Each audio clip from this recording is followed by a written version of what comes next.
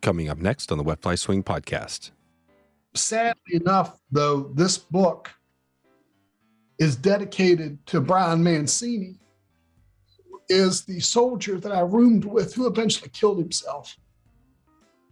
And Brian lost his life as a direct result of his service and the post-traumatic stress disorder that he suffered from. So this book is dedicated to Brian and the men and women like him who won't come home. That was Beau Beasley with Powerful Moment and Tribute to a Good Friend. Today's episode is dedicated to Brian Mancini and all the people who have given their lives for their country. This is The Swing. Welcome to the Wet Fly Swing Fly Fishing Show, where you discover tips, tricks, and tools from the leading names in fly fishing today. My call out today is to give a shout out and check in with Project Healing Waters and any of the local smaller groups around the country that are supporting veterans. Take a moment and let them know how much you appreciate what they have going.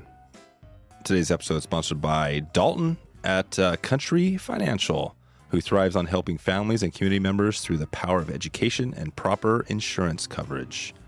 The unexpected will happen, so it's always best to make sure your assets and life are protected. You can check out Dalton right now at wetflyswing.com/country and make sure you are protected today. Trxstle designs, engineers, and manufactures industry-leading outdoor products and premium apparel. From their patented, game-changing telescopic fly rod carrier and their specialized waterproof cases and fly boxes to their magnetic nipper system that are revolutionizing how people snip their line. Please head over to wetflyswing.com/Trxstle to get started today. That's wetflyswing.com/Trxstle, Trxstle, to support this podcast and an amazing product and brand today. Beau Beasley is here to take us into the mid-Atlantic region and some of the good stuff he has going on in fishing and some of the events he has going out there and also in Texas. We find out about a new Project Healing Waters book that he is publishing very soon, and it includes 40 powerful stories from veterans around the country. We find out this is kind of the second half of the show. The first half is Beau digging into some of his events and some of that good stuff he has going, and then we get into the Project Healing Waters. I wasn't really aware of all the stuff he had going, so this is really powerful, and after hearing it, it's really what gave me the idea to use this as our 400th episode to really support the veterans, all the people around the country. We've had some of them on the podcast here over the years, but this is just a chance to give a spotlight out to all those people, all those great people. You might be one of them listening now, and we could say thank you right now for your service. I'm not going to stretch this one out. Let's get into it with Beau. This is a good one. This is a really good one. So here he is, Beau Beasley from beaubeasley.com. How's it going, Beau? I'm doing well, Dave. Thanks for the invitation to be on your show. Yeah. Thanks for coming along here. I was tracking down some past emails, and I had ran into another one that I think somebody had tried to connect me to you a while back about one of your events. I think it was the Texas event. So we're going to talk about some of the big events you have going, which are some of the biggest ones in the country. And then we're going to talk about the mid-Atlantic area, just to give people a flavor if they're not familiar with that on the fly fishing end. But before we get into all that, take us back really quickly to how you first got into fly fishing. Well, oddly enough, I'm a retired Fairfax County firefighter and paramedic. And when I was a young paramedic, I ran a famous fly angler who got stung by a bee. His name was Bob Guess, and he was the namesake of Mr. Bob's Lucky Day Lures, which was probably the best known popping bug maker at that time in the South. And on my way to the hospital, I was just making small talk with him, and I asked him if he fished, and he said yes. I wasn't fishing today. Today I was just walking around Burke Lake, but I do fish. I fly fish. And I said, wow, I've always wanted to learn how to fly fish. And he said, well, son, if you want to learn, I'll be glad to teach you. And he gave me his phone number and encouraged me to call him. And 3 days later, I gave him a call, and he took me out to Burke Lake, and we went out on a John boat, and I caught my first bluegill on a fly rod, and that was it. Nice. I was hooked. I was Yep. ready to throw all my spinning gear away. Not that anybody has to do that, but I was Yep. just overwhelmed with how much more connected you were to the fish. And ended up eventually becoming very good friends with him. He bought me my first fly rod and taught me how to cast, and took me to my first fly fishing show. He asked me to drive him up to Chuck Furimsky's excellent show, which at the time was Somerset, New Jersey. Mm-hmm. So we went up to Somerset, and it wasn't until I got up there and saw the reaction from all the other people at the show about who he was. I had no idea who the guy was, right? I joked that it's like being out on the golf course and somebody seeing you golf and come over and say, hey, you need some help with your swing, and they help you and you get to where you can drive the ball. And then you ask the guy what his name is. And he said, oh, no big deal. My name's Arnold. And then you don't find out till a year later, you've been playing golf with Arnold Palmer. You never knew. Right. So Right. I never knew. I didn't know for over a year who the guy was. I mean, I knew he made popping bugs, but I had no idea the stature that he had. And I eventually went to work for him as a manufacturer's rep.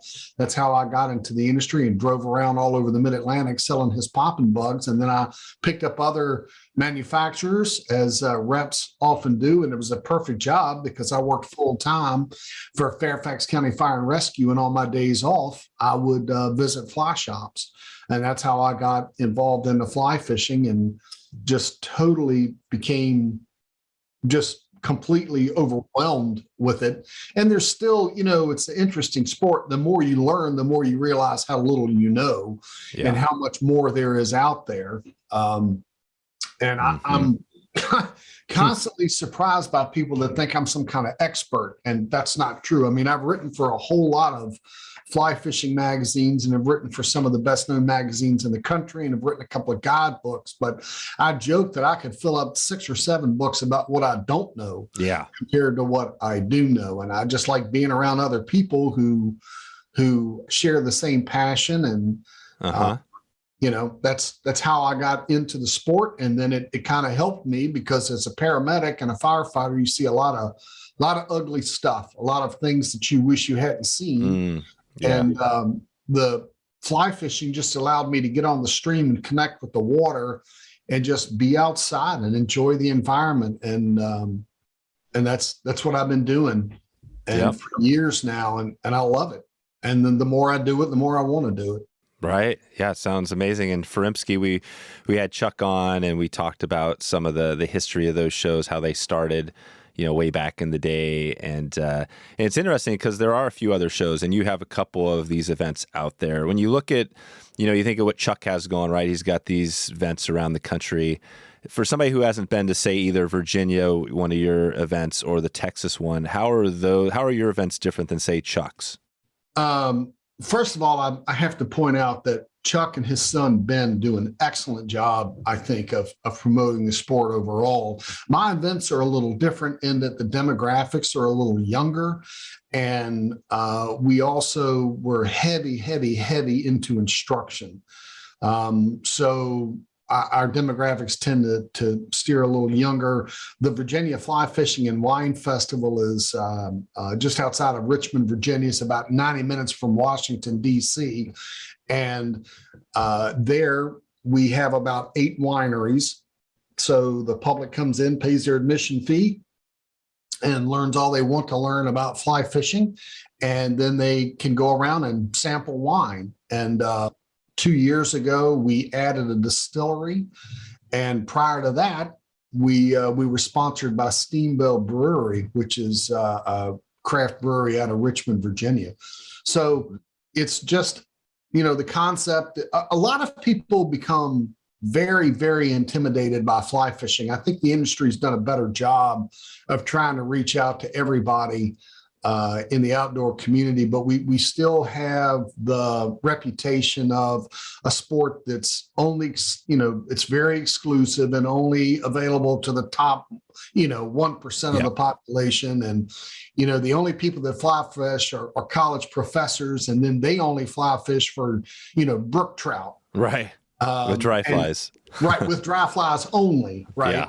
And that couldn't be further from the truth. And our event allows you, whether it's the Virginia Fly Fishing and Wine Festival in Doswell, Virginia, or the Texas Fly Fishing and Brew Festival, which is outside of Mesquite, which for those that don't know the geography for Texas, which is an enormous state.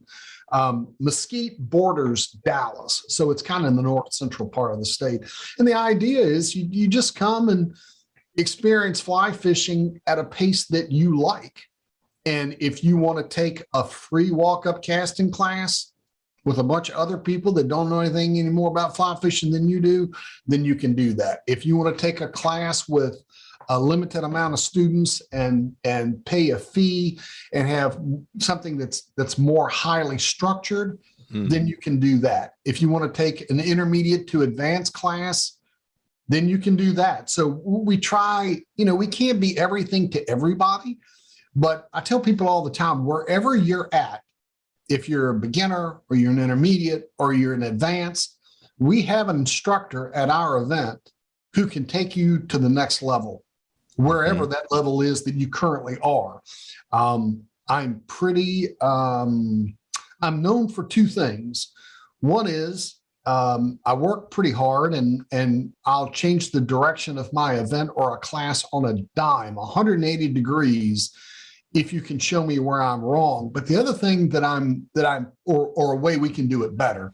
The other thing I'm passionate about, I learned from the most important fly angler, I think, in the world, and who's probably the biggest role model for the entire industry, and that's Lefty Kreh. Yeah. And Lefty told me when I started out decades ago, he said, "Beau, let me give you some advice about your event." And I said, "Okay." He said, "There are only two kinds of people in fly fishing, Beau, and only two. The kind of people that show their knowledge to everybody and the kind of people that share their knowledge with everybody. And you want the latter, and you want to avoid the former like the plague." So as a result, we are highly selective. I mean, highly selective about who we use as our instructors. And obviously there's a list waiting for people that want to get a chance to present or instruct. And some people are surprised. They come to my event and they go, "Oh, I've never heard of this person," or "I've never heard of that person," or "I've never seen this lady before." Well, I'm trying to bring on the next generation of instructors. And I think sometimes in the fly fishing community, we don't like change. I like to joke that the fly fishing community is we're on the cutting edge of what happened 5 years ago. So once it's a guaranteed success, we're all in. Yeah. But if it involves anything new or different, we'll wait and see. And I'm not a wait and see kind of guy. Love that. I'm very much into trying something new.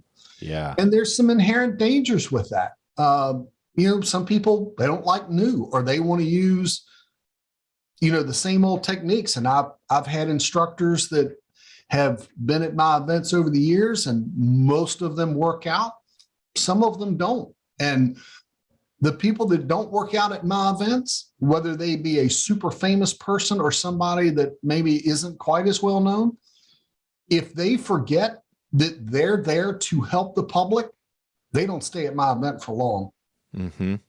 Because we don't need anybody else. I joke, the inside joke in the fly fishing community is I work with people all the time who think they're one step below Jesus because they can cast a fly rod. And it's not a big step between them and Jesus because they can cast a fly rod. And I think, we tend to forget, the average person just wants to learn. I bet. Yeah. I've made the statement 100 times. I'm making 100 more. That 50%, at least 50% of the people that come to my events would know Lefty Kreh from Righty Kreh. No. They don't know anything. They just want to learn. And if we provide them with an environment where they can learn at their own pace and realize, well, wait a minute, this isn't like curing cancer. I can cast. There are only two things that keep people out of fly fishing, and only two, this is my opinion. There are only two things, Dave, that keep people out of fly fishing: money and learning how to cast. But if you teach them how to cast, they'll come up with the money.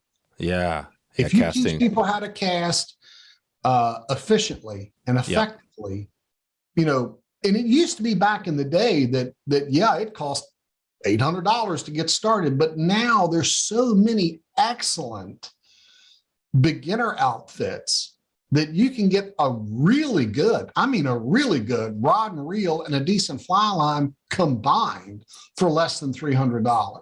Oh, yeah. And it will do more than you can do. I tell people because this is the most common question. They get, well, what fly rod should I get? This, that, and the other. And I tell people the same thing every time. Fly rods are identical to automobiles. They're identical.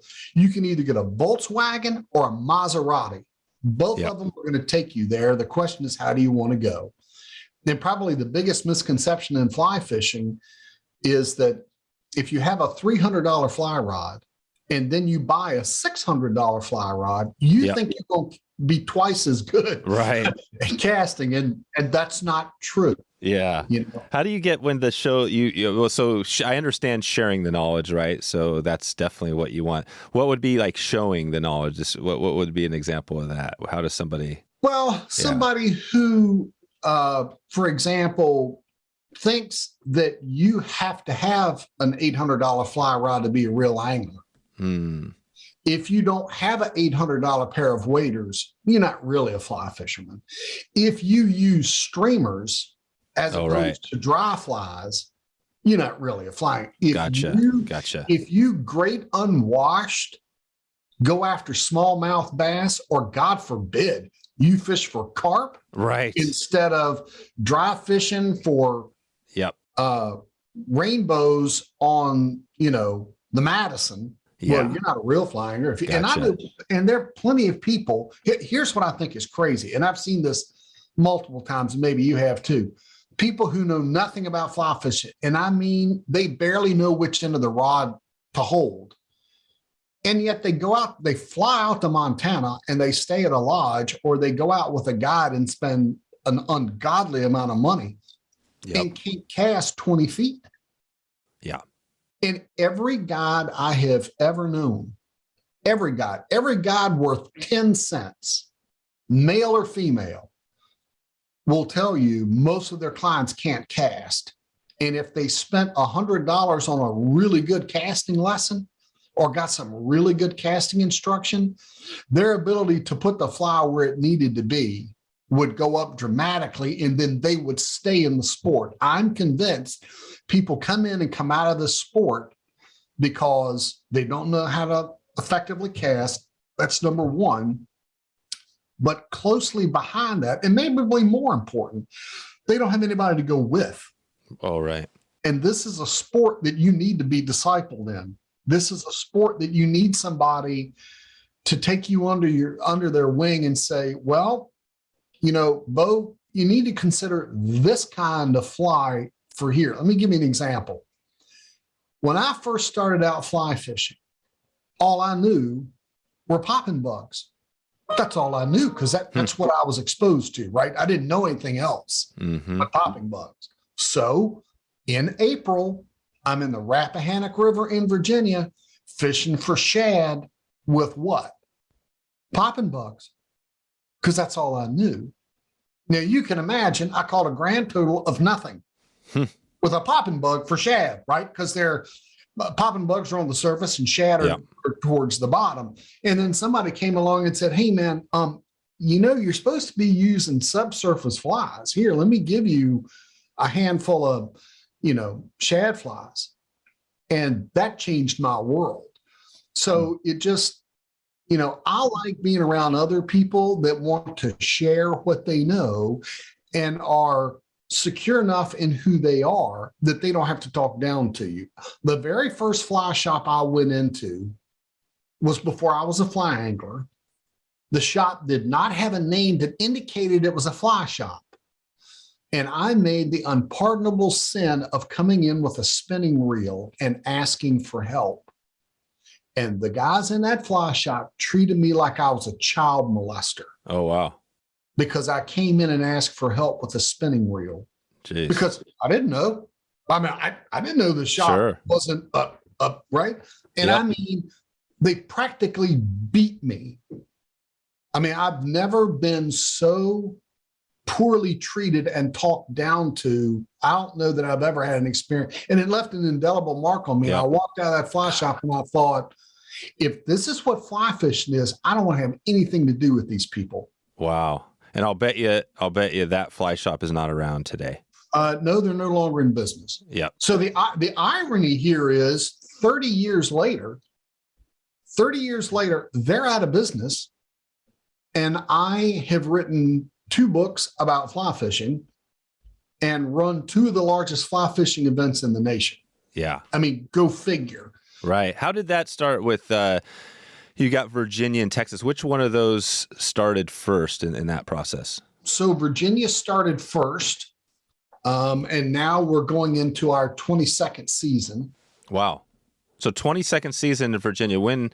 Yes. Take us back to, I mean, was that close? I can't remember when Chuck was on, when he said he started their events. Was that pretty close? No, Chuck was certainly on before then. I think his events now are, I want to say 27 years in Edison. Yeah, but pretty close. But I'm not sure. Right. What gave you, with the Virginia event? I mean, I had a guy approach me that was a guide, and he came to me and he said, Beau, there are all these really good fly fishing shows, but we don't have any in Virginia. Yeah. We, meaning he and I, should start one in Virginia. And I'm like, I didn't know anything about it. Yeah. I mean, your car keys knew more about running a fly fishing event than I did. I'd just been to some of Chuck's, which were well done, and saw how those were done. And I thought, well, I'll give it a try. And I called a store and I pitched them on my idea of having a fly fishing event in Virginia. And they did me a huge, huge favor. They told me it would never work and I should quit. Wow. Because it would never work. Huh. And that was the wrong thing to say to me. Yeah. That it wasn't going to work. I mean, I have many faults. But one of the greatest faults I have is pride. I think that's the number one sin in the fly fishing community. The greatest challenge we have in the fly fishing community is pride. We don't want, to take the time to show other people what they need to do to join into the sport, right? Mm-hmm. So anyhow, we did the event and it grew over time. I got invited to help promote the fly fishing festival that at the time was in Waynesboro, Virginia, and it grew and grew and grew and grew. And then it grew so large, it couldn't stay there anymore. And I ended up moving it to just outside Richmond, Virginia, to the State Farm Bureau building. And now it's completely inside. And it went from April on the side of a river to January inside of a building. And, the first 2 or 3 years, people were really upset that it went from being outside by the side of a river to being inside. And that's fine unless it rains. Right. And one year, I remember probably one of the longest days of my life, because people don't understand how long you work on these festivals. I work on these festivals nearly 10 months out of the year. Oh, wow. And people that go, yeah, I just don't believe that. That's because you've never done it.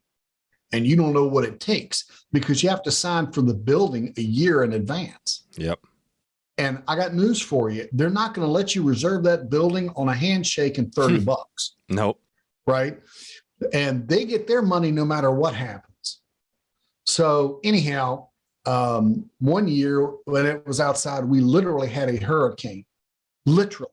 And every tent, with the exception of one, was flattened by the wind. Wow. And we had to abandon everything. But the next day was sunny. The tents went back up. We had a good turnout. And we've been doing it ever since. So like I said, this year is our 22nd year. About 8 years ago, I was approached by Rick Pope. Oh, yeah. Who at the time was the founder of Temple Fork Outfitters. He'd been to my event multiple times in Virginia. He pulled me off to the side and said, Beau, I've never seen anything like this anywhere. I've never seen this many women. I've never seen this many children ever. and it's just got a totally different buzz, you need to consider doing a different one or doing one in a different location. And at the time, I was working full time for Fairfax County Fire Department, which was 56 hours a week. I was writing for 3 different magazines pretty regularly, and I had 2 children under 10. So I had all I could do, but eventually I retired from the fire department and launched the Texas Fly Fishing and Brew Festival. And it's the same kind of concept where it's 100% fly fishing, but in Texas, the demographics are a little different. So we invite in breweries. And, you know, what's interesting is I don't think people, like in Virginia, it's called the Virginia Fly Fishing and Wine Festival, right? Yeah. But we routinely, like commonplace, have people drive from as far north as Syracuse, New York to attend our, I don't mean vendors, I mean attendees. And then from the south, as far as Atlanta, Georgia. So, I mean, it's called the Virginia Fly Fishing and Wine Festival, but we draw people from all over the Mid-Atlantic. And the same thing in Texas. It's called the Texas Fly Fishing and Brew Festival, but we've had people come. And again, these aren't vendors. These are attendees. Yeah. I've had attendees come from as far away as Kentucky. Oh, wow. To Texas and California, where it's unusual and they want to come and have a handcrafted beer. And now obviously that's not normative, right? Or I shouldn't say that's not common. It is normative. I mean, every year we get people from further and further and further away. We get people from Florida, Louisiana, Arkansas, you know, lots of people from Oklahoma because it's a bordering state. But we get people from Colorado, we get people from Missouri. So every year people come from further and further away. And the objective is just to share our passion of fly fishing and let people learn on a level they feel comfortable with. Because you have to understand, I bet, again, going back to 50%, I bet 50% of the people, maybe not that high, that come to my festival, they won't go into a fly shop because they don't know anything about it. Right. They don't even know where to ask. They don't even know what kind of question to ask. Right. How do you find those people? Because it seems like that's like the holy grail, finding new people, right, that are new to fly fishing. How do you do that? A couple of different ways. First of all, it's very slow, but just every single person you come in contact with the festival, you make them feel welcome. And you let them know, look, have you got any questions? I have people send me questions all the time. They email me questions or call me on the phone and ask me, hey, what about this? What about that? So we encourage all of our instructors and all of our vendors to invite whoever they think might want to come. So obviously we do advertising in print magazines. Obviously, you know, I mean, we do that like other people do. And we do a lot on social media. And people see a post about the Virginia Fly Fishing and Wine Festival, and they go, you know what? I'm totally making this up. Yeah. Maybe now I'm not making this up. I bet I've had 100, maybe more men come to me and say, Beau, the fact that this is a fly fishing and wine festival makes it so easy for me to bring my wife. Yeah. Funny. Right. And we never charge for children. If you're 16 or under, you get in for free. Oh, amazing. So if you got 5 kids, we don't care. Bring them as long as long as you're watching them and, you know, they're not trying to swim in the casting pond. Yep. Bring all the kids you want. You know, we're very family friendly. We want children to be there. We need to pass on our sport to the next generation and make them feel welcome and let people know they can ask whatever kind of question they want. The other thing to keep in mind is everybody that comes into fly fishing comes into it from a perspective from wherever they are, and they look at it through that lens. Let me give you an example. I went into a fly shop one time, and it was the shop is not around anymore, but it was out near the Shenandoah National Park. And I went in, and I've probably been fly fishing maybe a year, maybe year and a half max. And I knew that a lot of the flies were named after people or named after places. And I saw a bin, and I'm looking at these flies, and there's a gazillion different patterns, right? I mean, the variations of flies in our industry are almost like sand on the seashore. You know? So I'm looking at this fly box, and the guy says, "Can I help you?" And I look down, and I'm under pressure. I'm like, dude, I got to make a decision. And I need to sound like I'm not an idiot and that I know at least something. So I look down, and I see a fly bin, and it says LT Cahill. Well, I was a lieutenant in the fire department at the time. Right. So the abbreviation for lieutenant is LT. Yep. So I looked at that and saw LT Cahill and immediately surmised, obviously, this was a fly invented by a cavalry officer named Cahill. And so I said to the fly shop guy, you know what? I think I'll take a couple of these Lieutenant Cahill flies. I thought the guy was going to burst a vein, not laughing, right? I mean, he stifled it. He's lucky he didn't give himself an aneurysm, right? Yeah. And then he said, well, sir, actually, that's not a Lieutenant Cahill fly. That LT stands for light. That's why the one next to it, DK, stands for dark. So it's light Cahill and dark Cahill. Now, there's an example of a guy who shared his knowledge without making me feel like I was an idiot. Right.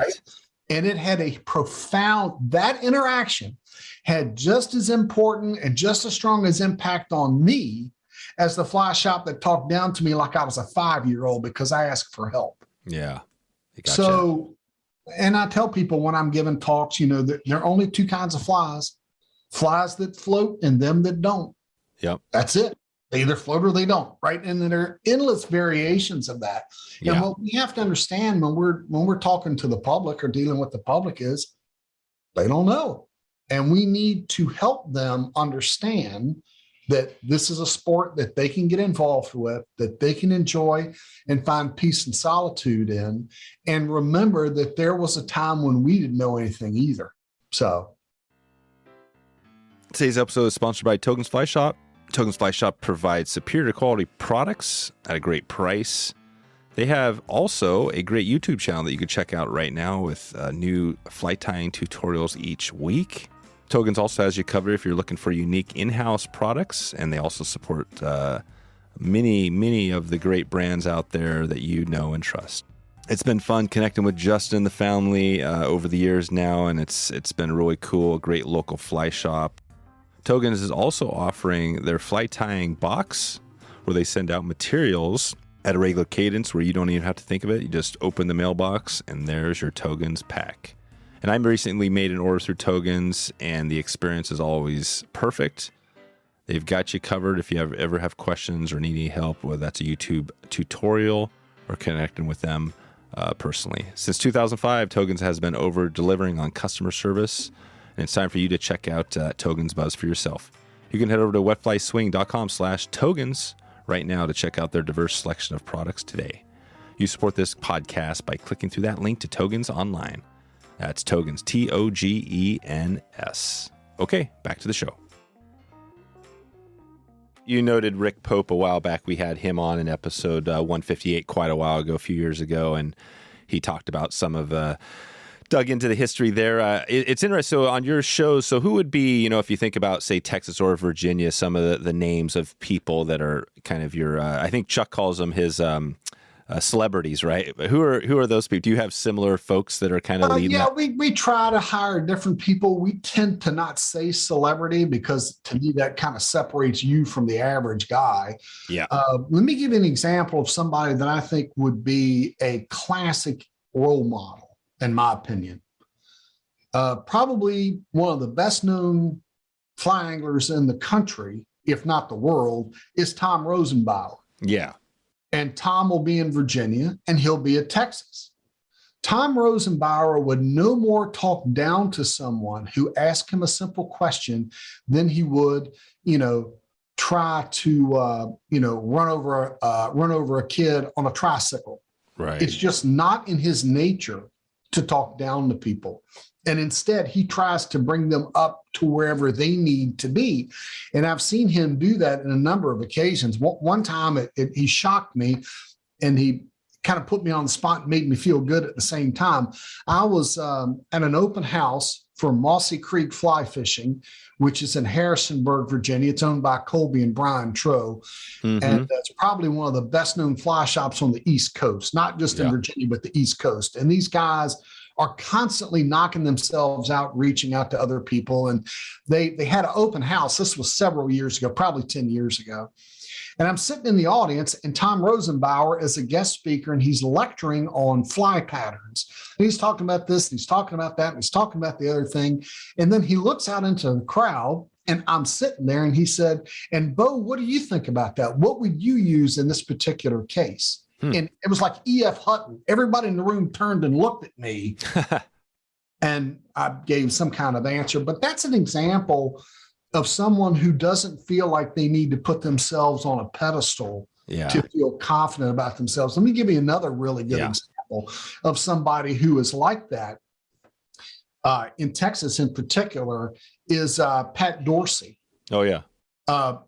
Phenomenal author. And I have found the people that are most secure are usually the most talented because they don't have anything to prove to anybody. I remember a classic example. This was before I really knew anything at all about fly fishing, almost nothing. And I was at an event and I was casting, and it looked not all that good because I wasn't a very good caster. And this guy, I noticed out of the corner of my eye, this guy was kind of watching me, and I started to feel a little self-conscious. And eventually he walks over to me and he goes, "Hey, would you like a couple of tips on how you can improve your casting?" And I said, well, sure. He said, "Well, if you don't break your wrist, and if you do this and you stop the rod here and you follow through, blah, blah, blah." Sure enough, the guy had me casting 30 feet further than I was, and it was actually accurate. And then I said, "Well, gee, thanks. I really appreciate that." And he said, "No problem." And I said, "What's your name?" And he said, "Tim." And I said, "Well, thank you so much, Tim." And shook his hand and walked off. Had no idea. I just gotten a casting lesson from Tim Rajeff. Oh, nice. Right. One of the finest casters in the world. So those are the kind of people that I want to try to surround myself with.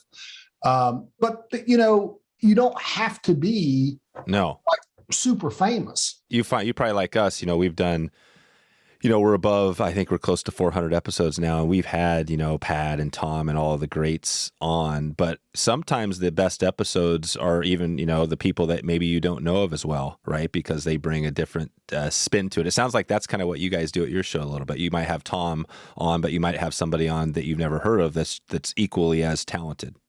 Right. Like, let me give you an example. It's a great segue. This year, I'm offering something I don't think has ever been offered before, at least not in conjunction with a fly fishing event, a large fly fishing event. This year, I've partnered up with Recreational Boating and Fishing Foundation's Take Me Fishing program, and we're hosting the first ever Beyond the Cast Women's Symposium. And the idea is exactly what it says. It's beyond the cast, because you see a lot of introduction to fly fishing or fly fishing 101.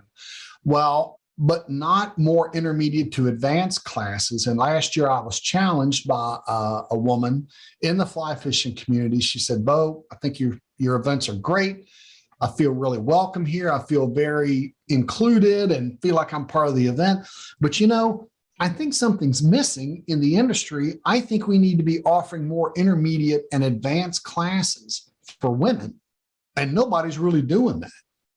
So I thought about it, and I called many women in the fly fishing industry that I know, and they said, "Yeah, I think it's a really good idea." So this year we're offering what's called Beyond the Cast Women's Fly Fishing Symposium, both days, one in Virginia, one in Texas. And from about 8 until 2 on Saturday and 9 until 12 on Sunday, we have room for 50 women, and the students are 100% women. And we're going to rotate instructors through. So rather than the students changing classrooms, the classroom is going to stay the same, and we're going to rotate instructors in and out. And like we have Kim Ranala, who's the founder of Miss Mayfly. She'll be there at both festivals talking about waders, how to pick out waders that fit, the right kind of footwear, how to tell when waders fit and when they don't, what's considered safe wading and what's not, some of the myths, and she says, I have women all the time who are afraid that if they put on a belt or something, the air is going to get trapped, the feet are going to go straight up and they're going to drown. Yeah. And that's not unique to women. There are plenty of people who have the same kind of fears. And quite frankly, if you've got one of those old, red ball waders with a slick bottom, I don't know about, your feet going straight up in the air, but you're probably not going to be standing up too long if you don't have some kind of traction. Yeah. The other, one of the other classes that we're having in Virginia and in Texas is we're going to have a class for women on how to interact with wildlife. Like we have women, and not just women, but other people say, well, what do I do what about a bear? Right? Yeah. We have women that say, well, I don't want to go fly fishing in the woods because I'm afraid I'm going to a bear. Well, the chance of you running into a bear while you're fly fishing, unless you're in Alaska or Montana. Yep. Unless you're in Alaska or the wilds of Montana, the chance of you running into a bear is almost equal as running into a unicorn. Yeah. And even Alaska, sometimes it's like, we were just up there in remote Alaska. We didn't see a single bear, right? I mean, sometimes they're curious, right? They're looking at you because they don't know what you are, right? I've seen that before. Mm-hmm. But, how do you interact with a bear? What do you do? What do you don't do? What if you see a snake? How can you easily detect whether it's poisonous or non-poisonous?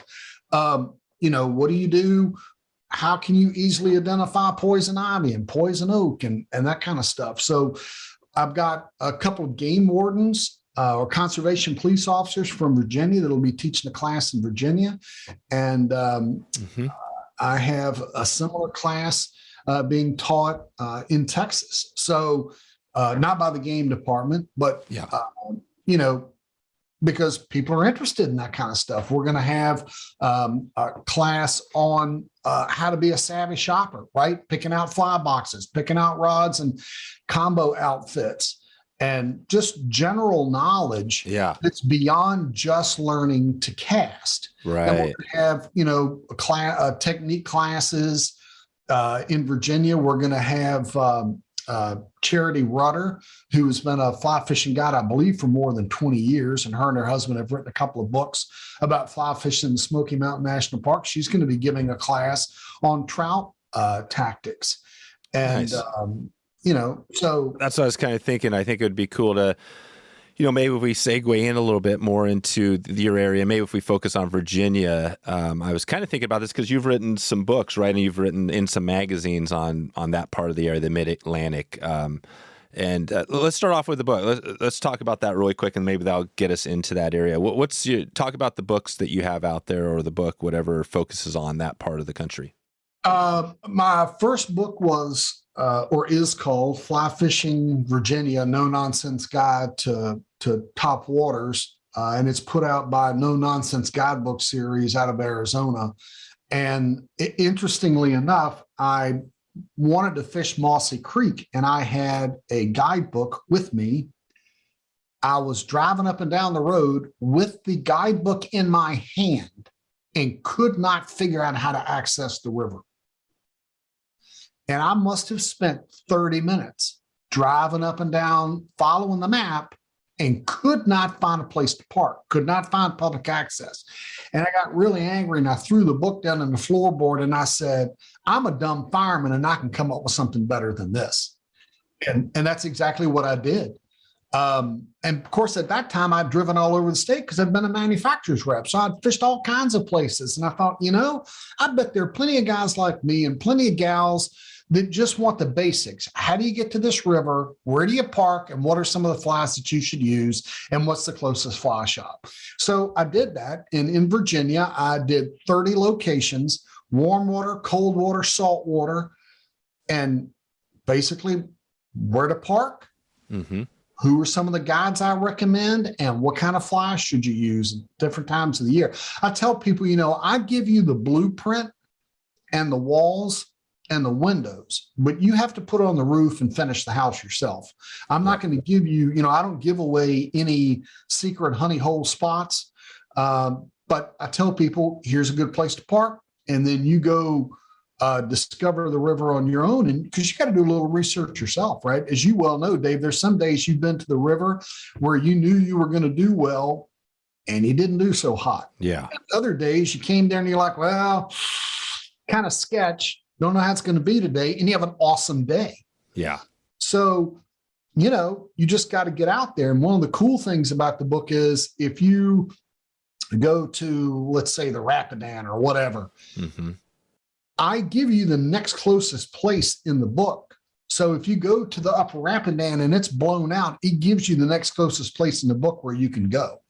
So it's all about kind of discovering your own, discovering it yourself. And then the book sold so well, my publisher called me up and said, Beau, this book on fly fishing Virginia is doing really well. You got to do another one. So I did Fly Fishing the Mid-Atlantic. Yeah. And that covers 7 states, again, warm water, cold water, salt water, and 45 locations. Yeah. And, just different places. And I had the advantage of fishing with people, like when I fished the Spring Creek, I was with Eric Straub. You'd be hard pressed to find somebody better than Eric Straub to fish with and learn from. So I went there. I fished the South Holston in Virginia with Matt Riley. I fished all kinds of different places, whether it was on the shore of New Jersey or with Kevin Howell in North Carolina on the Davidson, or floated the French Broad or whatever. And it's just an overview of where to go. And it helped me, and what's interesting is I was meticulous about the maps. I drove every single place. And most people are surprised, I spent far more time on the maps than I did on writing the book. Because if you don't know how to get there, if the maps aren't accurate, you end up driving up and down the road like I did for 30 minutes, frustrated. So I spent a lot of time on the maps. And I think, to be honest, I don't think I'm a great writer.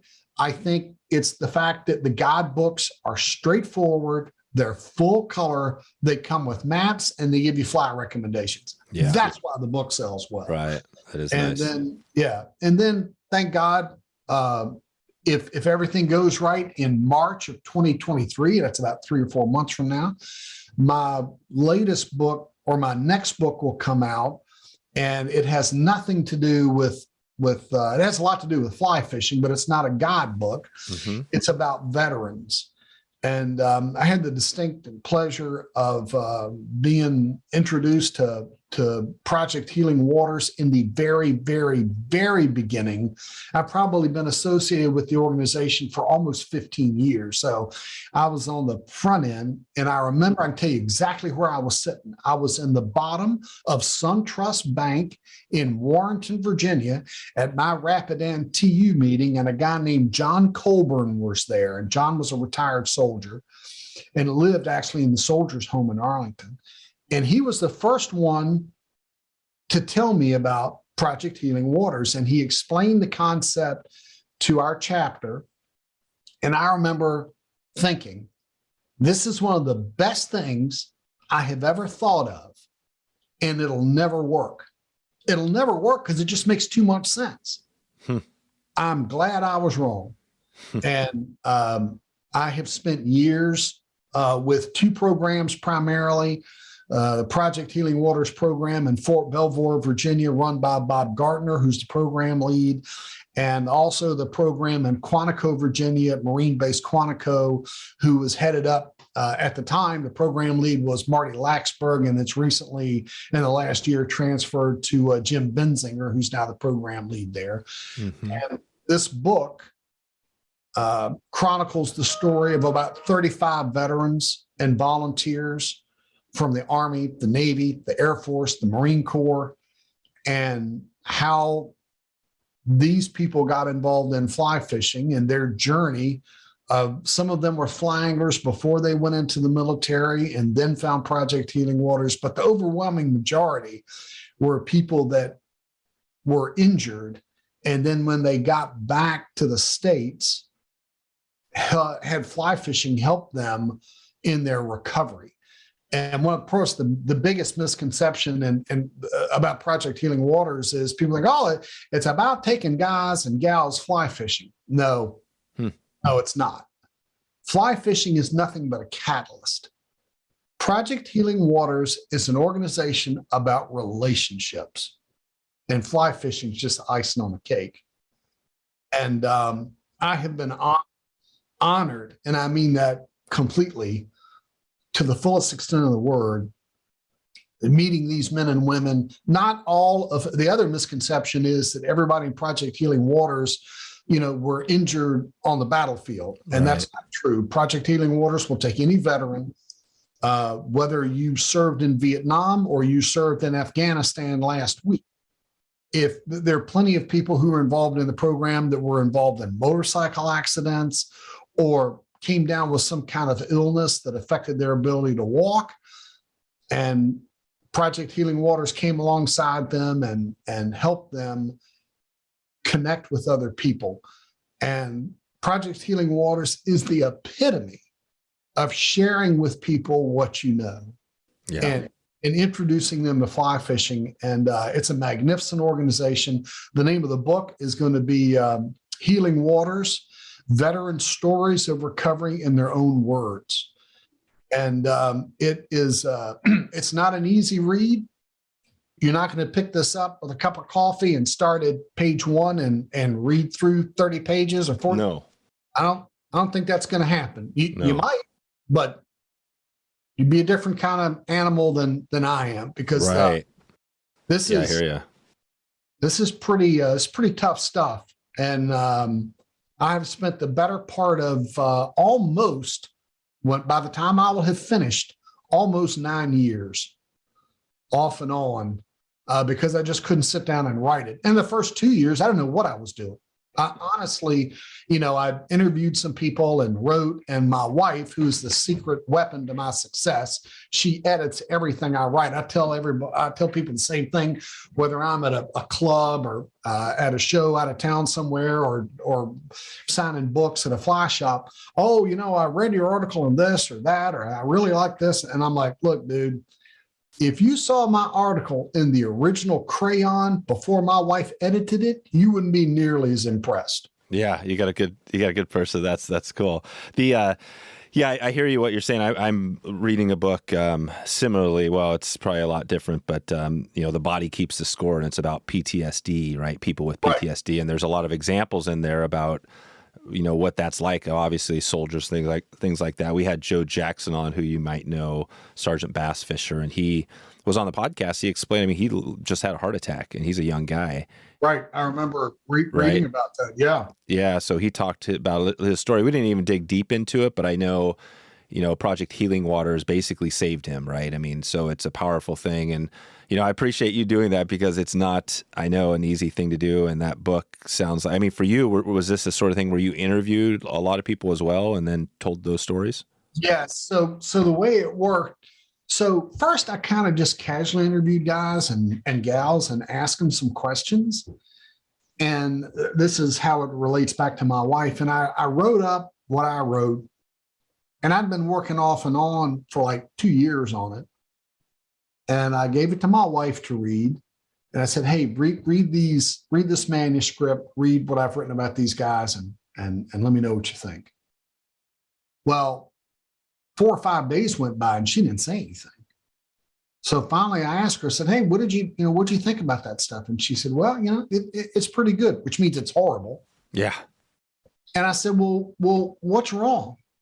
And she said, honey, I'm reading this and I know you, and I know how you write, and I know how you relate to people. And you're writing about these guys, and you need to be with them. So my advice to you is quit writing. Don't write another word. Just go to meetings, go to go to programs, right? Go to Quantico, go to Fort Belvoir, and just be. And that's exactly what I did. First, though, I had to get permission. I went to Marty Laxberg and Bob Gartner. We had dinner in West Springfield, and I sat down with them. I pitched them the idea on the book. And Marty and Bob looked at me and said, great, no problem. We're glad to have you, kind of be in the program. I was kind of in it, but not in it because I'm not a veteran. And I really wasn't there to volunteer, although, I did volunteer some. I went to events, I helped out, but I wasn't like a classic casting instructor and I could barely tie my shoes. So I sure wasn't going to be teaching any fly tying classes. And they said, you're welcome to be here as much as you want. We only have one rule that you need to remember at all times. And I said, okay. And they said, the veteran comes first. As long as you understand at our programs, the veterans come first, we're going to be okay. You just need to know they come first. Well, I never forgot that. And in this book, I interviewed, like I said, about 40 people, actually. And in the end, some people decided that it was just too painful to share their stories and they couldn't do it. And I respect that because this is gut-wrenching. You cannot get any more authentic than I got, I think, with these men and women. And they got to read it, right? Nobody's going to be surprised by what they see in the book. If Keith Gilbert, who was with the 82nd Airborne and now lives in Georgia, Keith Gilbert will not be surprised what he reads about himself. Jessica Callahan, who lives in Tennessee, she's not going to be surprised by what she reads. Neither will any of these veterans, whether it's Clem Danish, who was also a paratrooper, they're not going to be shocked because they have to read it all first because they're making some extremely intense and emotional, episodes that they went through public. Yeah. So if they're going to be that authentic and that honest, then they need to have the right to edit it. And quite frankly, I had people that said, well, this part here, Beau, where it talks about me wanting to kill myself every day for a month straight, dude, my mom is not going to understand that. We have to take that part out. Okay. This part where, I was sexually assaulted, all of that's coming out. Yeah. So they would say something, but I'd interview them. And this took a long time. Yeah. Because what I found out was I'd be interviewing them and I'd be old school, right? I'm 57. So I'm writing everything out by hand or whatever. And that became distracting. So what I started doing was using my cell phone to get an audio recording. So I would record hours and hours of interviews. Then I'd send it to a transcriptionist who was the only person who got to see the raw information, and they were sworn to secrecy. They would then transcribe the interview.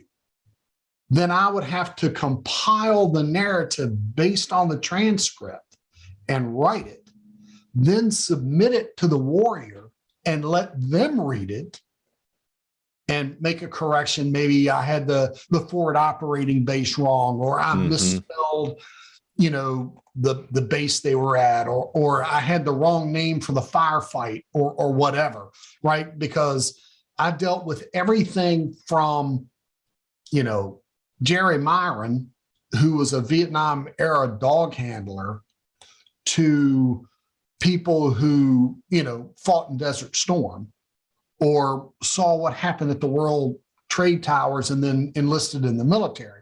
So there was a lot of information, a lot of base names, conflict names, and the fog of war is a real thing. Sometimes people would misremember something. So I had to try to go back and be accurate. So, yeah. as Gotcha. gut wrenching as this is, all of these veterans had to approve it first. So I'm not making anything known that they're not okay with. That doesn't mean they're happy about it, because I know there will be things that come out in this book that wives and husbands don't know about their spouses, and they're not going to until they read about it. But the veterans, they all had to approve this ahead of time. And I'm not embarrassed to say this, but there was more than one time where I'd be writing and I'd break down into tears. Yeah, I imagine. Writing about what they went through. Right. And most Americans have no concept, zero concept of what our military goes through to keep us safe. Yeah. Yeah. That must have been and challenging and tough. I mean, I just think of this book that I'm reading again. It's the same. I mean, they're talking about some of these extreme things about, basically killing people. You know what I mean? Like that's war, right? That's a thing that people, it's hard to think about. But what was that, for you? Were there these stories you mentioned? I mean, and I think about myself too, because when I had Joe Jackson, I knew a story that he had shared publicly already about how, he went to jail, was going to prison, I think, or something like that, because he, PTSD hit, right? And he took somebody down, and it was like a bad situation. But I didn't really dig back into it, right? Because I felt kind of like, oh man, I don't want to have him have to tell that story again. For you, did you find yourself in that situation where you're talking to these people? Sometimes. So here's the way sometimes it would happen, right? I'd be recording, and we would be at a particular area that was intense. And I can tell that the veteran is kind of not reliving it, but they're emotionally fragile. And they're telling me things that is really intense. And numerous times I would have the veteran say, cut off your recorder. And I would cut it off. And then they would relay to me a story so intense that they didn't want anybody to know about it, but they were willing to share it with me. And then I'd cut the recording back on, and then we'd pick up. I believe I had a huge advantage, two huge advantages that somebody else would not have had. Number one, I was a fly angler, or I tried to be a fly angler. So I could relate to them about what it was like to be out on the stream and try to forget what you deal with or what you'd seen, because I spent 30 years in the fire department. And because I had been in the fire department and had seen some pretty horrible things myself, things that I still can't unsee, I think I had some credibility with them that maybe they would not have given the same kind of information. Like if I just said, oh, I'm a newspaper reporter, or I work for the New York Times or whatever. Right. Or I'm a podcaster. Well, I wouldn't, I think podcasters are still held in pretty high regard. I think most of the media is lower than whale manure. I have very little regard. I'm serious. I have very little regard for the media, because I'm old enough to remember when they wanted to report the news. Now they want to make it. I know. Now they want to drive the narrative rather than report on it. And I'm not interested in doing that. I'm going to share whatever, like my book is completely apolitical. I'm not going to read. Now, people made statements, but I took those statements out. Yeah. Because it didn't have any bearing on what the overall concept of Project Healing Waters is about: helping veterans and helping veterans' families. It's got zero to do with politics. So I just feel like, I remember Ed Nicholson, who, when he found out I was going to write the book and encouraged me, he said, hey man, I want you to go I think we went to the Middle Fork of the Salmon River in Idaho. He said, I want you to come out here and experience this. And I said, Ed, I can't afford to fly out to Idaho and stay in a hotel and pay for that. I got a wife and 2 kids, and I'll never forget what he said. I didn't ask you if you could afford it. I asked you if you wanted to go. Huh. And I thought, I almost broke down into tears. Yeah. So I went because, and Ed wasn't stupid. Ed's a very, very smart guy. He likes playing the old, Humpty Dumpty. Ed Nicholson is extremely bright. You don't get to be a Navy captain because you're a nice guy or you got close on the promotional list. Right. So Ed said, I want you to come out here because I want you to experience it. Because when you get out here on the water and you get away from everything and you get with these guys and gals, you're going to get to see the magic. And what he meant was see the transformation. So I went out there, and my roommate was a guy named Brian Mancini, combat medic, who had been in the Army, and he was also a medic. So we ended up being in the same hotel room the night before we went out. So Brian and I hit it off like 2 peas in a pod. He's telling me about stuff. I'm, one time I had this kind of call. So we're sharing all these experiences, but the difference is Brian was working on people he knew. I didn't know anything. Right. I mean, a couple of times in my life, I've ended up helping people that I knew that were in life-threatening situations, and I knew them on a personal level, but that's very rare. It's not very rare when you're in the military and you're working on people in your unit that are under fire. Yeah, wow. So Brian is telling me some rather intense stories and really shook me.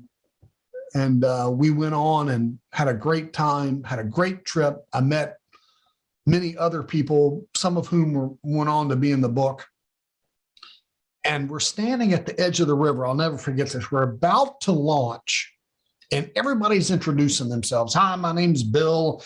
I served in the Navy for 18 years, blah, blah, blah. And this, I was in the National Guard. And one guy piped up, well, I'm the only person here that can read and write. I was actually in the Air Force for 10 years, so that kind of joking around. And I, at the time, had a military haircut, had a buzz haircut. Mm-hmm. And they finally got around to me, and I was really uncomfortable because I realized, well, I look like these guys, but I'm not like these guys. And I'm kind of looking at the ground and kicking the rocks. And I'm like, well, my name's Beau Beasley, and I work for Fairfax County Fire Department, and blah, blah, blah. I'll never forget this guy standing beside me. And he put his arm around me, and he said, it's okay. You're just like us, except you serve at home. Yep. And man, it just choked me up. And I remember saying, I said, no, I'm not like you. After 24 hours, I get to go home, and nobody's trying to kill me at work, at least not on purpose. Right. Wow. And the fact that I worked for the fire department carried so much weight with these men and women that they allowed themselves to be transparent. And there was a lot of crying on both ends, right? Yeah. Because they would say something, they go, well, I don't know if you know what it's like, but I was at this, we took incoming fire, and I could smell the burning bodies. And I don't know if you know what that's like. No. Yeah, I know what that's like. Yeah. Right. So certain amount, I could relate in some ways, and a very small, I under no circumstances want to be put in the category of somebody that knows what it's like to be on the battlefield. I have no concept. Yep. Now, I know plenty of guys who have taken fire and returned fire. I know plenty of guys who put bad guys in the ground. Yep. My job in the fire department was not like that. No. Right. No. So, sadly enough, though, this book, when it comes out in a couple of months, is dedicated to Brian Mancini, is the soldier that I roomed with who eventually killed himself. And Brian lost his life as a direct result of his service. and the post-traumatic stress disorder that he suffered from. So this book is dedicated to Brian and the men and women like him who won't come home. They're never going to come home. They're sleeping in Arlington National Cemetery or parts unknown. So this book is dedicated to the men and women like Brian Mancini and their families, because the families serve too. When that man or woman goes overseas for a year and doesn't come back, their families are missing them all year long. Yep. And when you're in the Army, they don't say, hey, it's Christmas, you get to go home. No. Or, hey, it's your wife's about to have a baby. Well, you're at a forward operating base. You're not going home. Yep. Or you're in PTSD, or it's after you're back from war and the person has PTSD and the family's dealing with it.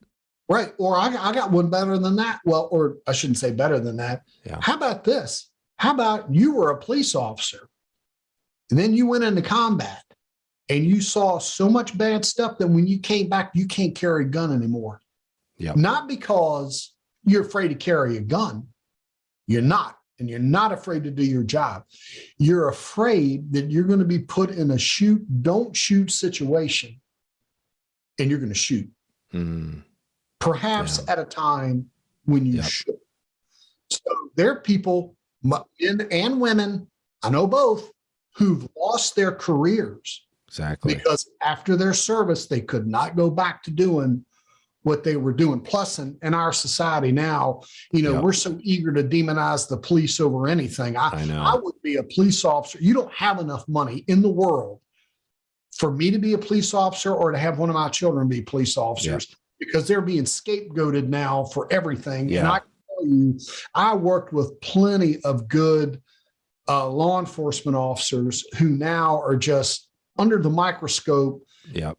For the slightest things. And I have nothing but respect for our men and women in blue who service. And don't get me wrong, I don't think police are infallible. I think if they make a mistake and they break the law, like everybody. Right, they're just like everybody else. And they need to own up to that. But this idea that the average police officer is just a horrible person, right, waiting for a chance to slap somebody around and take him to jail. Yep. No, that's just not.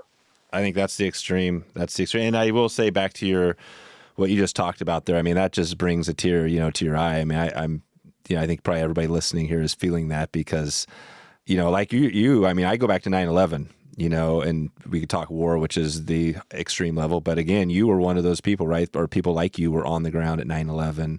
People died, people lost their lives, and that was firefighters, right? I mean, that's what you saw. That was people like yourself that were out there giving their lives and probably still now dealing with the effects of that, right? So I give it up to you and for writing this book too, because I mean, you just talked about one story there, but I mean, I'd imagine every story could bring a tear to your eye. So I appreciate you for sharing that. Oh, you're more than welcome. Well, interestingly enough, two things. Number one, I was actually on leave the day 9/11 happened. Oh, wow. So I should have been on duty, but I wasn't. My shift was on duty. I saw my coworkers on television taking people into the hospital. Jeez. I didn't lose anybody that I knew, but I know plenty of people. My ex-partner actually found the black box at the Pentagon. Oh. So I know plenty of men and women who've been there, done that, saw it, pulled the bodies out. And of course, 343 New York City firefighters lost their lives at 9/11.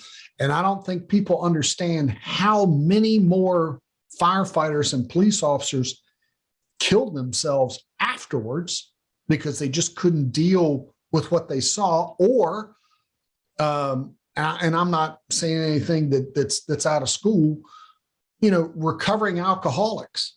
Yeah. Who were recovering until they saw that and got off work the next day and went to a bar. Yeah. Because they just couldn't deal with the loss.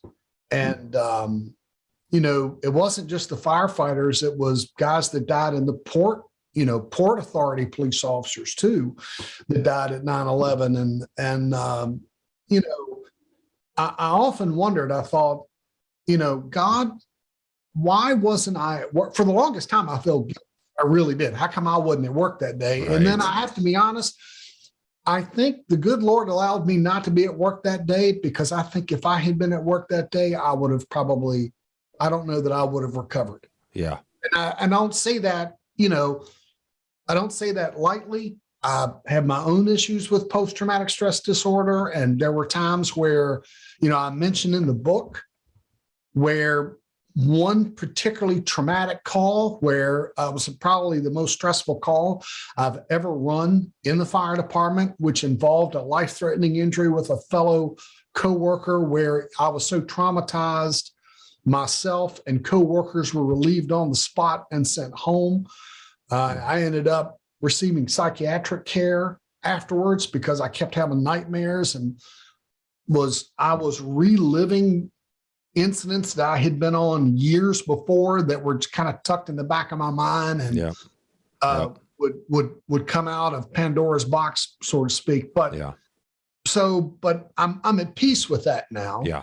And oddly enough, I was coming back from having lunch with somebody in the fly fishing community who was very well known. I'm not going to say their name because I don't act like I'm dropping a name, but I was having lunch with them. I came back and I was with a Marine, and I'm even going to say his name, Alex Kalana, fantastic prior service gunnery sergeant. And he ended up not being deployed. And he said to me, Beau, I was around at 9/11, but I wasn't at the top of my game, and I ended up not going in and serving combat, and I felt really guilty about that. And then I started telling him, well, I felt guilty that I wasn't at the fire station that day. But Alex said something to me that was profound. He said, the reason I didn't go back in was because I couldn't keep my men safe. I couldn't perform at the level that I should have. Yep. And he said, I'm just telling you, so you're not ashamed of me. I said, Alex, I'm not ashamed of you. I'm proud of you. And then I told him about my experience. And that's what it's like about Project Healing Waters. So the other thing I was going to say is people will read about the book and go, oh man, that was honorable and that was heroic and blah, blah, blah. Well, you're going to get to read about Superman, but I know Clark Kent. Yeah. You're going to get to read about Batman, but I know Adam West, right? Yeah. I know the people behind the heroic actions, not us. And none of these people. So two other things about the book. Number one, you could not volunteer to be in it. I had to come get you. You could not come to me and say, I want to be in your book. It didn't work that way. And I had to beg these people to be involved. Oh, but wow. I mean, literally, because they don't want to be written about. They don't want, they would rather be slapped in the face than be heralded. They don't want to be heralded. Yeah. They're actually allowing me to write about them to help reach other people. It's not about them. Yeah. It's that they know there are other servicemen and women who are hurting that may be able to read about what they went through and think, hey, that's just like me, or maybe this organization, can help me, or maybe some guy, reads it who wasn't even in the military, right? He just sees the book at some bookstore and he reads it and then realizes, oh my gosh, this is why my brother is the way he is.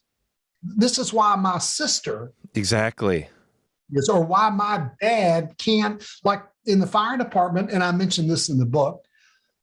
My first fire officer was one of the bravest people I ever met. His name is Art Varnu. He's still very much alive. I would follow Art Varnu into hell. He was that kind of a leader. But he served in Vietnam. And at the fire station, sometimes we'd, on our downtime at night, we'd watch a war movie or something. Yep. Not him. Oh.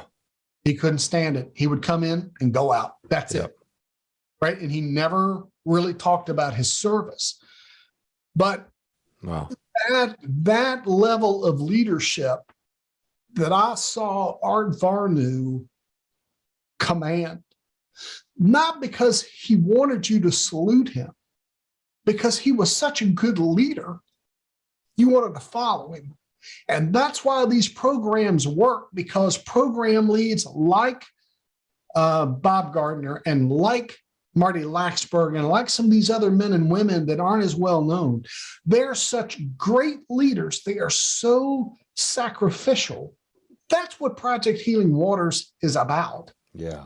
Being sacrificial. So when Bob and Marty said, as long as you understand the veterans come first, we're going to get along just fine. Gotcha. Wow. And they honored me by allowing me to shadow them for several years. And I'm so excited for this book to come out. That's and amazing. all I hope to do is to honor the men and women that I've written about, because they deserve it. Today's episode is sponsored by Stonefly Nets, putting quality before quantity with their handcrafted custom wood landing nets. Charleston, South Carolina native Ethan Eigelhart was bitten by the fly fishing bug in 2014, and shortly thereafter started Stonefly Nets. He now lives in the trout-rich waters of the Ozarks and handcrafts some of the sweetest wooden landing nets you'll see. I've been using these Stonefly nets for quite a while now, and I'm excited to dig into another year. Ethan builds these nets custom, and you can select from 4 sizes and many different wood options. For Ethan, fly fishing is a memory created from a morning on a beautiful stretch of water, casting a 3-weight bamboo rod that his grandmother gave to his father, and then he passed to Ethan. Ethan is helping us create the same types of lasting memories every time we're on the water with these classic custom wood nets. You can head over right now to wetflyswing.com/stonefly to check out your custom net right now. That's wetflyswing.com/stonefly, STONEFLY. You support this podcast by clicking through that link to Stonefly. Okay, back to the show. This is one of the reasons, I talk about this sometimes when I get episodes like this that are powerful, is that the podcasting, this is why I love it, because I wasn't even thinking about going down this road, and I didn't even know about, to be honest with you, I didn't know about that book. And it's probably one of the most powerful, episodes maybe we've ever had, right? Because you wrote this book for, it sounds like, who did you write this book for? When it comes down to it, who? Because I think about some examples of what I would say, but what is your answer to that? The main reason I wrote it was I want Americans to understand what it cost. Yeah. They need to understand what their freedom cost, because freedom is not free. There's only one currency for freedom. It's blood. That's it. That's the only currency for freedom. And the only reason we have any freedom, the only reason that we're not speaking German or Japanese or Farsi is because of the men and women sleeping in Arlington National Cemetery. Yeah. Because somebody is standing guard. That's why.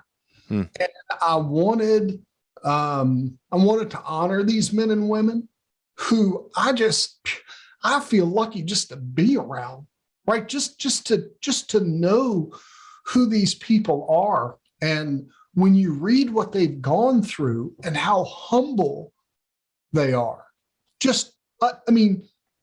what these people did and what they went through and how they're willing to share their pain, not because they want to be recognized, but because they want to help their other Marines and their other soldiers or sailors or airmen. They don't want their brothers and sisters to be left. And I remember this book was not even my idea. Alan Folger, who was a Vietnam veteran, called me one day at the fire station, and he said, actually, I was at home first. He said, Beau, I got your next book. And he did all the illustrations for my Fly Fishing the Mid-Atlantic. He calls me and said, hey, man, I got your next book. And I said, Alan, I am not interested in writing another book. No, not a guidebook. You need to write a book about Project Healing Waters. You'd be perfect for it. I said, Alan, I'm not doing that. There's no way I'm going to do that. I don't know anything about it. This is like writing a guide, a kindergartner could practically do a guidebook, right? You draw a little map and you tell people where the little stick figures go and and that's it, right? Yeah. I said, you're talking about real people and real events. I said, I can't do that. Well, Alan Folger hounded me and he called me and called me and called me and called me over. And finally, one day I was at work and he said, have you started yet? And I said, Alan, I'm not going to do it. And there's this long pause. And he said, Beau, you got to do it. Wow. Because sooner or later, we're going to quit fighting in Afghanistan and we're going to quit fighting in Iraq. And you know what's going to happen? These men and women are going to be forgotten about, just like we were forgotten about in Vietnam. And you can't let that happen. And that was really powerful to me. So Alan is the reason the book got started. And all the other people who helped me. And I want to give a shout out to my friend, Jim Williams, who lives, I believe, in Colorado Springs, Colorado, and was a volunteer for Project Healing Waters. He was with me on that trip with Brian Mancini. And Jim would call me and say, where are you? Where are you? Where are you? How's it going? And he would send me an email saying, are you done yet? Are you done yet? And I'm like, Jim, I just can't do this. It's too hard. This is gut wrenching. I'm not qualified to do this. I'm just some washed up fireman that used to write about fly fishing. So this is real stuff. This is real people's lives here. And he kept going, nope, you can't quit. You can't quit. And by the grace of God, and I do mean that literally, by the grace of God and the encouragement of people like Jim Williams and my family and the veterans and my publisher, Howard Fisher, this baby should be coming in for a landing in a couple of months. Wow. And people go out and buy the book and support Project Healing Waters and look at those veterans who may not be able to tell you how bad they hurt. They don't need you to come up and tell them something trite like, I know how you're feeling. Right. Because I would never say that because I know how they're feeling. No. But what you can say is, I love you. Right. What you can say is, hey man, you want to go fly fishing? Yep. What you can do is you say, well, Beau, what can I do? Well, not to be put too fine a point on it, but you can write a check. You can write a check to Project Healing Waters, or you can volunteer. And we have all kinds of people that do stuff. There are people that donate food, right? If there's a Project Healing Waters event somewhere, they'll have a caterer show up and then cater the food, and you'll never hear about it.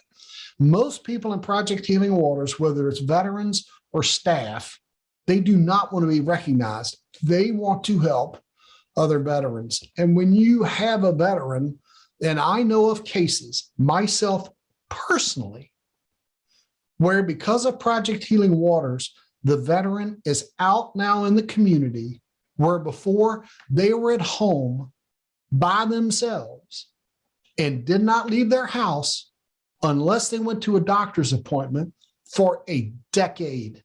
Wow. Now you think about that.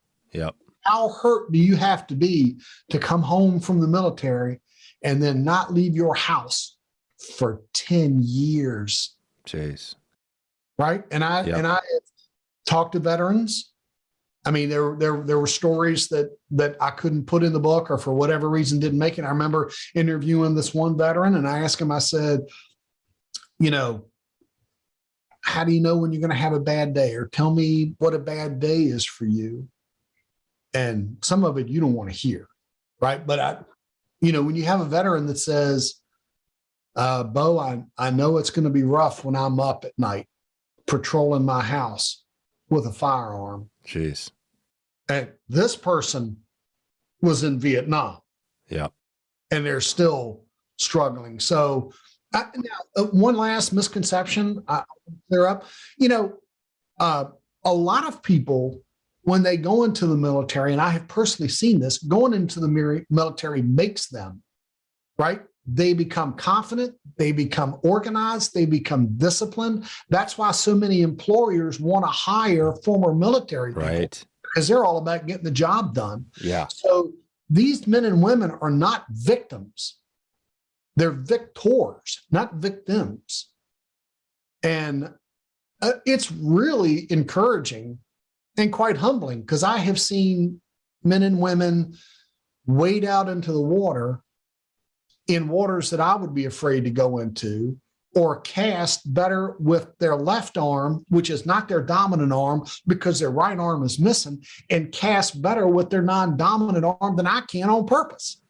Yeah. With my dominant arm, because they've learned. So this book is about encouragement, and recognize these men and women who have gone through the other side, and they've been through the fire. They've come out the other end, and they're standing there saying, come on, brother, you're not alone.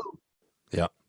So it's just as much for, all those people, right? I mean, that's a tribute to them, but also I'm sure people that are family members, people like you said, that pick it up off the shelf and don't have any, and they read a couple stories and like, wow, they make a connection, maybe understand. Like me, I have family that have PTSD, right? And I'm learning about it. That's why I'm reading this book. And I'm like, wow, hearing stories of people from wars. PTSD can be wars. It can be from a lot of things, right? I'm sure lots of people in your field have PTSD. And I think for me, understanding a little more about what it is and how to maybe help it, right? I think your book probably will help people like that, right? The average person.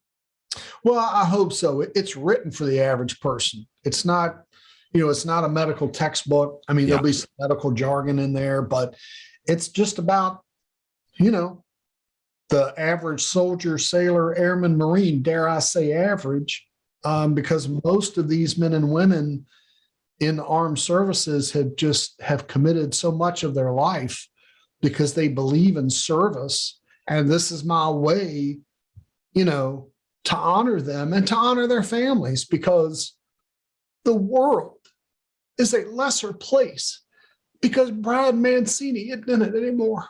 Yeah. And a lot of people that don't adjust, that can't come back. And what they need to know is they can have a new normal. They can have a new normal, and they're not alone. They're not hopeless. And they can be part of a team, because I was fortunate when I left the fire department. I had been in 30 years. And when I retired, I was the captain of my shift and the senior paramedic.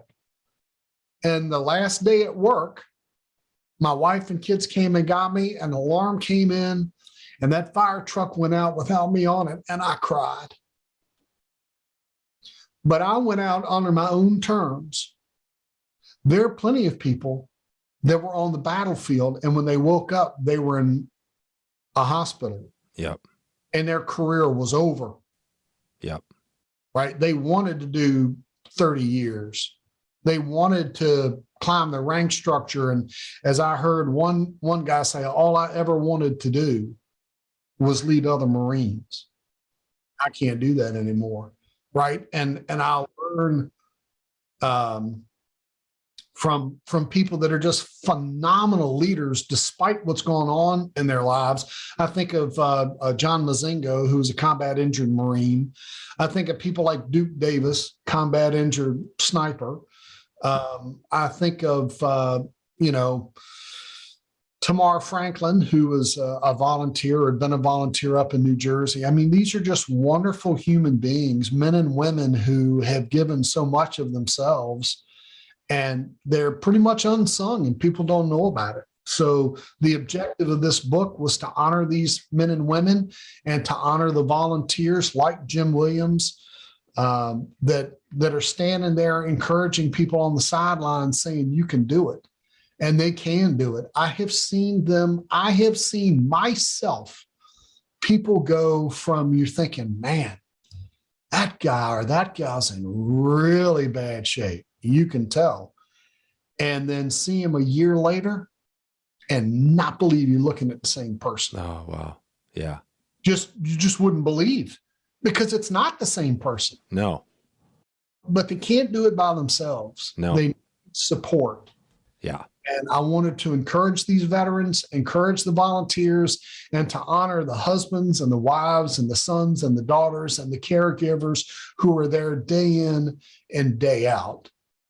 And I would just encourage people to support organizations like Project Healing Waters and other organizations out there that are giving our men and women in uniform a hand when they really need it. So hopefully the book will be out. The book will be out in March or April of 2023, and you'll be able to get it from your local fly shop. I would encourage you to buy it from your local fly shop. Yeah. And of course, you can buy it from your local bookstore or order it online. But I would tell you to support your local fly shop and maybe even buy them from your local programs. I don't know if I'm sure Project Healing Waters will probably they're everywhere. Out of headquarters or something. And yeah, we'll connect with that, Beau. This is this has been a pretty powerful, obviously episode, but also inspiring. I think you've inspired me, and I think probably a lot of people listening to actually, do something like you said, give back, talk to Project Healing Waters, find your local chapter, help whatever you can do. I think it's I appreciate you, taking us here today, because this is not where I thought we were going here, but I'm glad we kind of went here, and it gives me a lot of ideas of how we can help as well. So yeah, I think we've got a lot of stuff that I was thinking about checking in on, and we're not going to get to now, but I think maybe we'll have to get you back on maybe later next year and circle back around with you if that sounds okay. Yeah, that's fine, Dave. I'll be glad to come back on. Maybe next time we can talk about some river access and usage. That's the other thing I write That's about. Right. Is I'm known for my research on river bottom ownership. And That's right. Kind of weird kind of angle, but I like to try to help anglers get on the water and figure out where they can legally fish. Yep. And where they should stay away from, and respect private property rights. So maybe we can do that in an upcoming episode. Thank you so much for having me, Dave. I really appreciate it. And if people want any more information about me, they can go to my website,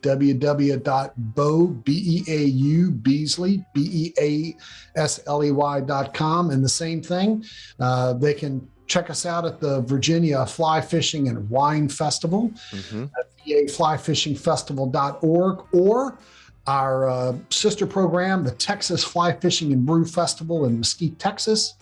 And they can go to www.txflyfishingfestival.org.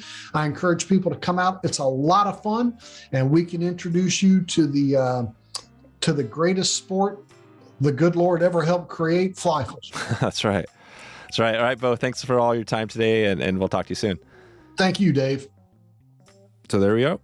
Beau Beasley bringing us into his world, and a pretty emotional one today. You can hear the passion and everything that he talked about on this episode. Pretty powerful stuff. wetflyswing.com/400. 400. We made it. We made it to the big 400. I want to say thank you for listening right now. This show has always been focused and created for you. And I always try to do my best to create content that you find interesting, helpful, emotional, kind of all the above. So I hope this one fits the bill, and I hope you get a chance to check in and support veterans, Project Healing Waters. If you haven't already, give them a shout out this week.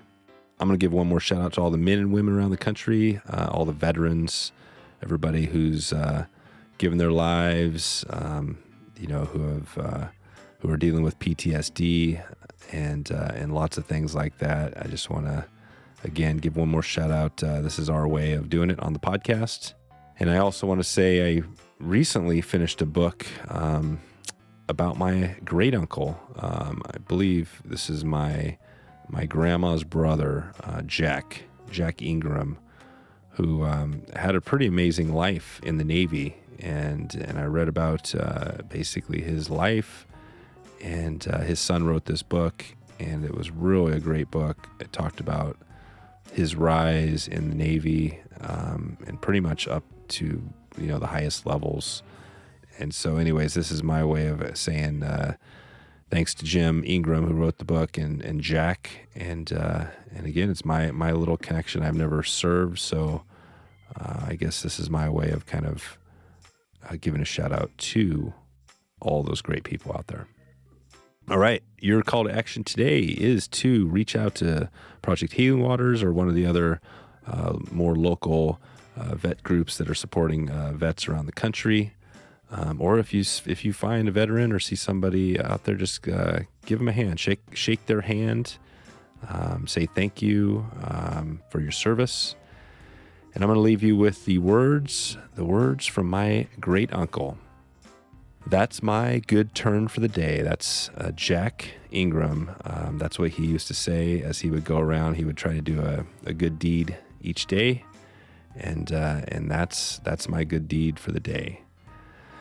Big shout out, and I want to again remind you this episode is dedicated to Brian Mancini, and I want to say thank you. If you know Brian Mancini or you're connected in any way, that's what this is here for. Beau, appreciate you for helping to put this together, and I look forward to definitely keeping in touch with you. And we're going to read that book when it comes out, and I'm going to leave it there. All right, it's late. It's late again. So I hope you are having a good evening, a good morning, or a good afternoon, wherever you are in the world. And I look forward to talking to you soon. Thanks for listening to the Wet Fly Swing Fly Fishing Show. For notes and links from this episode, visit wetflyswing.com.